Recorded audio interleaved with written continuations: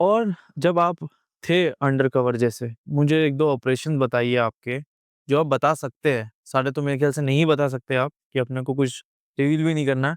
तो जो ऑपरेशन के बारे में आप मुझे बता सकते हो, जो आपने कैसे किया उसको अंजाम, वो थोड़ा बताइए? देखिए, अंडर कवर में मिलिटेंट मारना कोई मसला नहीं था। जब मैं अंडर कवर था, हाँ। मिलिटेंट हम होलसेल में मार सकते थे। कितने अंदाज़ मिलिटेंट मारे होंगे आपने या आपने मरवाए होंगे जब आप अंडर कवर थे? नियर अबाउट 300 ऑपरेशंस मैंने करवाए। 300 मिलिटेंट मारे आपने, ये ऑपरेशन? ऑपरेशंस करवाए, मिलिटेंट कितने मारे फिर डायरेक्ट, इनडायरेक्ट, मिला के? कोई हिसाब ही नहीं है।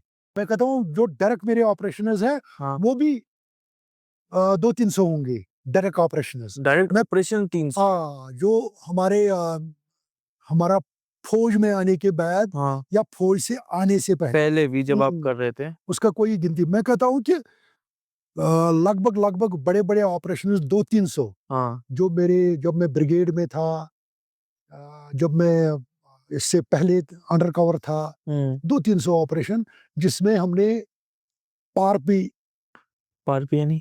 पार भी ऑपरेशन करवाए। पहाड़ भी ऑपरेशन? हाँ, हाँ, खासकर एलसी पर हाँ। और जैसे ये अब नाम पड़ गया इसको सर्जिकल स्ट्राइक, सर्जिकल उस स्ट्राइक टाइप के छोटे-मोटे कराते थे आप? कराते थे। तो क्योंकि बहुत सारे मिलिटेंट्स मारे मतलब आप? हाँ, बहुत सारे मिलिटेंट्स भी और टेररिस्ट, उधर मिलिटेंट्स सा उधर पार भी जो उनके अ, जो उनके ना खास थे, उनके ऊपर भी अटैक किया। हाँ। अपने हाथों से आपने कितने लोगों को मारा होगा? या मेरे गोली मारी होगी या जहाँ-जहाँ पर भी मैंने एंट्री मारी, जैसे ही भी हकाड़न करते थे, एंट्री मारी, मैं और मेरा ज़ीरो ग्रुप ही काम करता था। क्या बात कर रहे हैं? हाँ, आप लोग कितने मैक्सिमम मैक्सिमम एंट्री हम ही मारते थे, हाँ, मैक्सिमम। हाँ, जैसे मैं आपको बताऊँगा एक कासिम गुजर था, हाँ। पाकिस्तानी, उसने मेरे ससुराल वालों को जलाया था, हुँ, उसने मेरे ससुराल में आग लग हाँ। जब मैंने सुना वो ये अंदर है तो मैंने फ़ौज को बोला पीछे रहो आप। पीछे रहो, मैं जाके ठोकूँगा। मैंने कहा हिसाब मैंने करना है, मेरे साथ हिसाब है ना, हाँ, हिसाब करना है बराबर। हाँ, तो उस टाइप के कुछ लोग थे, हाँ, जो मेरे हाँ, ख़ास हाँ। जो मेरे ख़ास वो ना वो खास दुश्मन दुश्मन थे। थे। हाँ, हाँ। जिन्होंने मेरे चाचा को मारा था, हुँ, वो भी ख़ास दुश्मन थे। आपको सब मालूम थे उनके नाम-वाम? बिल्कुल, सब पता था। तो देखिए इंटेलिजेंस में या इसमें इस वाले काम में ना हाँ, बहुत सी चीज़ें देखकर अंधा बनना पड़ता है, हाँ। सही बात है। आप ऐसे नहीं कि आप बहरा बनना पड़ता है। सही बोल रहे हो। हाँ, वक़्त आने पर जवाब देना वक़्त पड़ता है। जाने पर दबाव ऐसा आप तो भावनाओं से नहीं इसमें भावनाएँ छोड़ के काम करना पड़ता है। हुँ, ये ऐसे नहीं। ईज़ी काम नहीं है। मैं आपको मिसाल दूँगा, मेरे को 2008 भी का अनरेस्ट भी मैंने देखा। हाँ, 2008 अ आया सिचुएशन हाँ, 2010 में, हाँ, आया सिचुएशन हाँ, 2016 में। मैं कहीं-कहीं पर जब जाता था, जुलूस होता था, मैं रुकता था, मैं लोगों को समझाने की कोशिश करता था, मेरे को गालियाँ पड़ती थी। हाँ, कि तुम क्यों हमारे साथ क्यों कश्मीरी होते हुए तुम क्यों ऐसा करते हो? हाँ, मैं उसको उनको यही बोलता था, यार तुम समझने की कोशिश करो, हाँ, ये जाल है। तुम लोग एक माया जाल में फँसे हुए हो, इस जाल से बाहर आओ। जो बंदा तुम कोई एक लोगों ऐसा को निकाल सिचुएशन रहा है, मुझे बताओ, ये मुझे पूरा इंसिडेंट बताइए। देखिए सर, हाँ, 2008 में जब 2008 तक पाकिस्तान ने ज़बरदस्त ज़ोर लगाया बंदूक के ऊपर। ये अपने कश्मीर में। बंदूक भेजा यहाँ, टेररिस्ट भेजा, एफटीज़ भेजे, फॉरेन टेररिस्ट भेजे, हुँ, लोकल को रिक्रूट किया 2008 तक। हुँ, 2008 में जब वो शाहीन बोर्ड इश्यू बन गया, हमारे उस नेताओं की मेहरबानी से हाँ, शाहीन बोर्ड इश्यू बन गया, लोग सड़कों पर आए, तो पुलिस की प्रॉपर्टी को नुकसान पहुँचा, आर्मी की प्रॉपर्टी को नुकसान पहुँचा, देश की प्रॉपर्टी को तो नुकसान नुकसान पहुँचा। पहुँचा। तो आईएसआई ने जो ये मॉनिटर किया कि हमने 90 से लेकर 2008 तक हुँ, उतना नुकसान नहीं किया इंडिया का, जितना हमने 2008 में किया। 1 साल में इतना नुकसान कर दिया नुकसान किसने किया? पब्लिक पाकिस ने। पब्लिक ने। हमने गोली भी नहीं मारी। बहुत सी चीज़ें ऐसी हुई कि फ़ौज अपने सामने देखती थी हमारी गाड़ियाँ जलती थी। हाँ, हम गोली नहीं मार रहे हैं, हाँ, क्योंकि हम डेमोक्रेटिक कंट्री के हैं। हाँ, हमारी डेमोक्रेटिक हुकूमत है, हाँ, हमारा इलेक्टेड पीएम, सीएम है। हाँ। तो हम नहीं कर सकते। नहीं कर सकते हम पाकिस्तान की तरह ना बोरियों में भर के नहीं लोगों मार सकते। लोगों को या पाकिस्तान में कोई जवाबदारी नहीं है। लोगों को बोरियों में भर के मारते हैं और क्या, पाकिस्तान में जवाबदारी नहीं है। आप आप मीडिया वाले हो, आप कोई वो सवाल नहीं कर सकते हो जो पहले से ही पता ना होगा चीफ ऑफ आर्मी स्टाफ को। हाँ, पाकिस्तान के चीफ ऑफ आर्मी स्टाफ को पहले तो आप मिल ही नहीं सकते हो। अगर मिलोगी तो क्रिप्ट होगी। आपको लिफाफा पकड़ना पड़ेगा। हाँ, जो वो लिफाफा दे देगा ना, उसमें 10,000 20,000 50,000 डालेगा हाँ, वो लिफाफा पढ़ना। उसके बाद आपको आर्मी की वफादारी करनी पड़ेगी, न कि देश की वफादारी। आपने आर्मी के झूठ को सच बनाना है। अगर आप मीडिया वाले हो पाकिस्तान की, आप सच नहीं बोल सकते हो। वहां सच बोलोगे, हम हामिद मीर ने सच बोला, गोली मार दी, और लोगों ने सच बोला, गायब कर दिया। गायब कर दिए। गायब में क्या करते हैं इन लोग? गायब उठा दिया, मार दिया किसी जगह, या भर दिया किसी जेल में, अननोन जेल में, जिनके अननोन जेल है। आप वहां नहीं नहीं कर सकते। सच बोल नहीं सकते। तो 2008 में जब यहाँ के लोग ये हो गए थे, इनको ये क्यों हुआ था ऐसा? इन लोग को क्या बुरा लगा ये था? शाइन बोर्ड मसला बनाया साइन गया। बोर्ड क्या था? क्या एक्चुअली मसला था? एक्चुअली कांग्रेस और पीडीपी की सरकार थी। हम्म, यात्रा सदियों से चल रही है कश्मीर में। हाँ, अमरनाथ जी की यात्रा करेक्ट, चल रही है। हाँ, उस वक्त क्या बोला, किसी ने बोला कि शाइन बोर्ड जो उसको यात्रा को करवा रहा है, उसको जमीन मिलेगी यहाँ। हाँ, बोला 370 है, यहाँ जमीन नहीं देनी है, ये आएंगे, या वही जो हाँ, पॉलिटिकल हाँ, गेम्स जो चल रही है यहाँ। हाँ, अब कौन सा रोका है? हाँ, फिर किसने रोका? अगर 2008 में इन लोगों ने बनाया ये इशू, हाँ। ये बस वही इशू लोगों को ठगने के लिए, लोगों को बेवकूफ बनाने। मतलब क्या इशू बनाया था कि ये जब ये जमीन शाइन बोर्ड को नहीं मिलनी चाहिए कश्मीर की।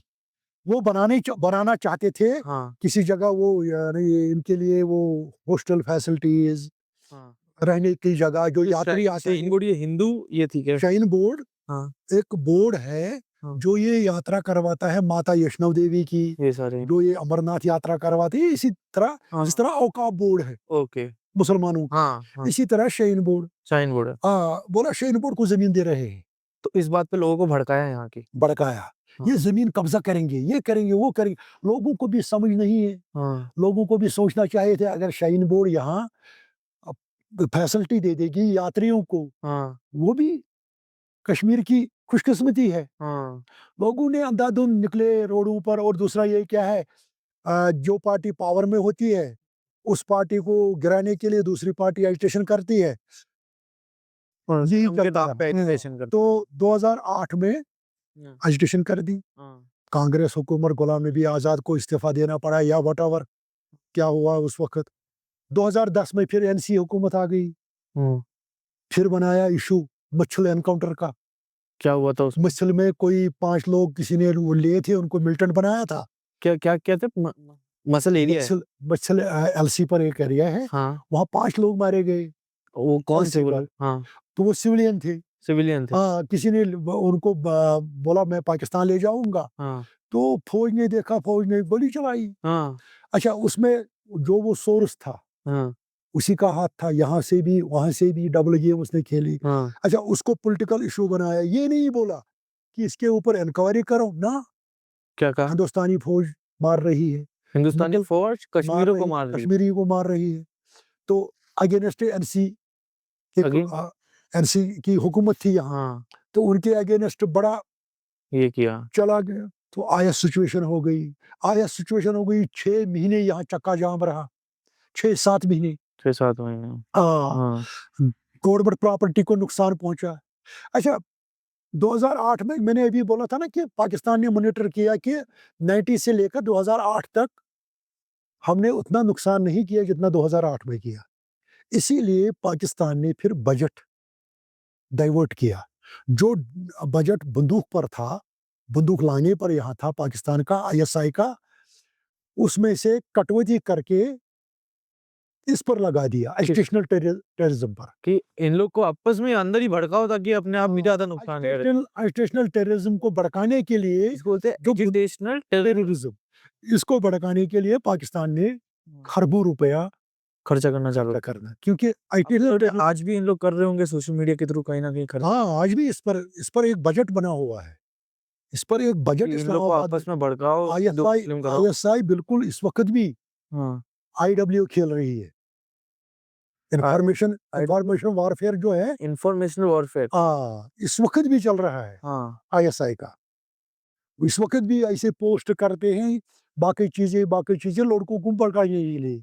तो 2010 में भी इसमें तेल डाला गया और उमर हुकूमत को घुटनों पर लाया, जिसका फायदा लोगों ने उठाया, हुर्रियत ने उठाया।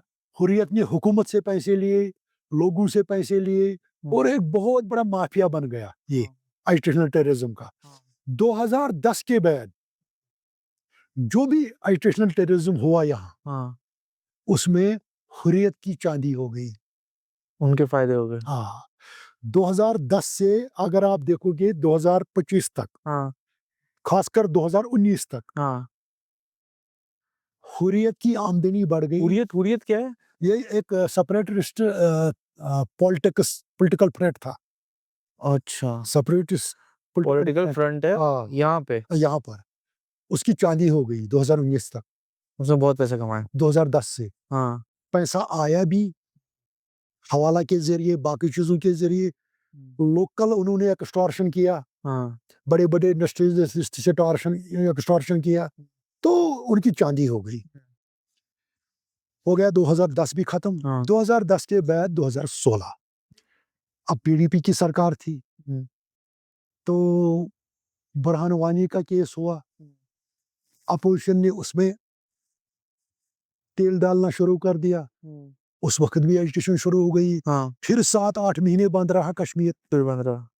पूरा टूरिज्म खत्म हो गया, बाकी चीजें तमाम डिफंग हो गया कश्मीर में। यही एजुकेशनल टेररिज्म फिर खड़ा हो गया, और इस बार वो जो इनका गिलानी था, अभी गिलानी ने कैलेंडर निकालना शुरू कर दिया।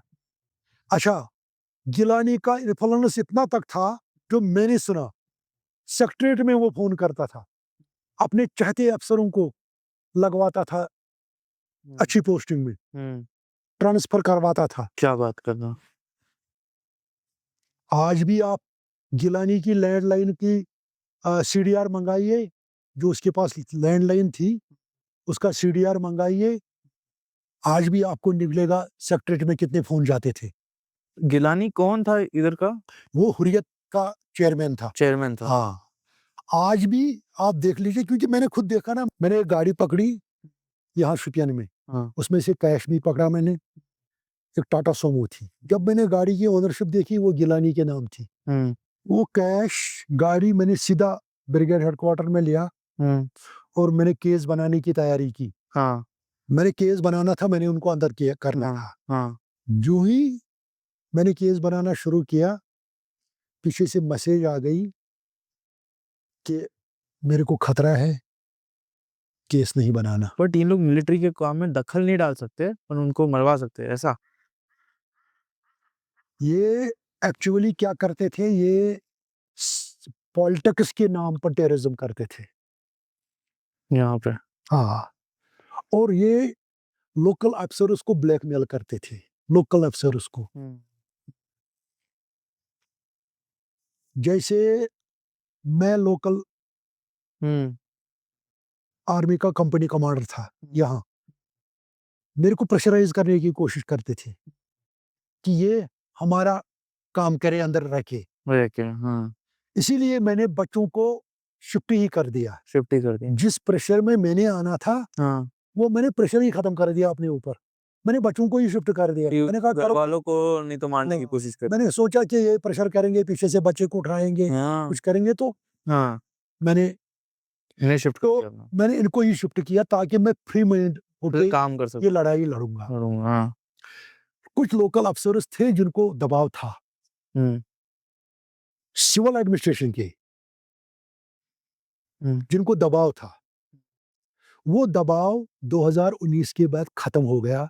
इसीलिए 2019 के बाद अगर ये 5% हमारे किसी पुलिस वाले, आर्मी वाले, लोकल आर्मी वाले, लोकल पुलिस वाले, लोकल अफ़सर हाँ, जो सिविल एडमिनिस्ट्रेशन में है, उसको प्रेशर करेंगे, हाँ, तो हम 95% वापस करते हैं उस टेररिस्ट पर। उस टेररिस्ट को, हाँ, मतलब उसके घर वालों को, हाँ। ये वो ये सब। तभी मुमकिन हुआ 2019 के बाद। क्या हुआ उसके बाद? 2019 के बाद जो डायरेक्टली ये होम डिपार्टमेंट, ये पुलिस, हाँ, बाकी होम डिपार्टमेंट की जो एजेंसियाँ हैं, हाँ, डायरेक्ट कंट्रोल में आ गई। कश्मीर का कंट्रोल ले कश्मीर लिया गया, वही डायरेक्ट कंट्रोल में आ गई उन लोगों के जो कंप्रोमाइज़्ड नहीं है। जो कॉम्प्रोमाइज़ नहीं है। उससे पहले भी लोग होम मिनिस्टर था यहाँ हमारा, वो तो कंप्रोमाइज़ होते थे। हुँ, हुँ, क्योंकि वोट बैंक बाकी चीज़ें उनकी भी मजबूरी है, हाँ, सही है। समझता हूँ। हाँ, उनकी मजबूरी है वोट बैंक बाकी चीज़ें हुँ, जिसकी वजह से वो ब्लैकमेल होते थे ब्लैकमेल होता था। और ख़ासकर हुर्रियत वाले उनको ब्लैकमेल करते थे। हाँ, मेरे हिसाब से और मैं आपके वसाज़त से रिक्वेस्ट करूँगा बड़े-बड़े लोगों को जो दिल्ली में बैठे हैं कि ये वन्स फॉर ऑल अब ख़त्म कर दीजिए। वन्स एंड फॉर ऑल खत्म कर दो। मतलब क्या हाँ, ये कि ये अगर कल स्टेटहुड भी आएगा, तब भी होम दिल्ली के अंडर ही रहना चाहिए। सेंटर के अंडर होना चाहिए, कंट्री के हेड के अंदर होना हाँ। चाहिए ये स्टेट। यहाँ का होम क्योंकि ये स्ट्रेटेजिक स्टेट है, हाँ, ये बॉर्डर स्टेट है, हुँ, यहाँ पाकिस्तान चुप करके नहीं बैठेगा, हुँ, यहाँ हमारे दुश्मन चाइना चुप करके नहीं बैठेगा। तो यहाँ पर जो होम डिपार्टमेंट है, ये कभी भी हुँ, जेके गवर्नमेंट के हवाले नहीं होना चाहिए। ये होना चाहिए बाकी सेंटर के। तमाम वेलफेयर, हाँ, बाकी तमाम स्कीमें, बाकी तमाम चीज़ें हुँ, जेके गवर्नमेंट को दे दीजिए, हुँ, स्टेटहुड दे दीजिए, हुँ, except home department, hope new department तभी यहाँ कंट्रोल में रहेगा। अदरवाइज़ यहाँ दोबारा वही होगा, जो पहले जो हुआ था। पहले हुआ था। सही है आपका, एकदम मैं आपसे एग्री करता हूँ।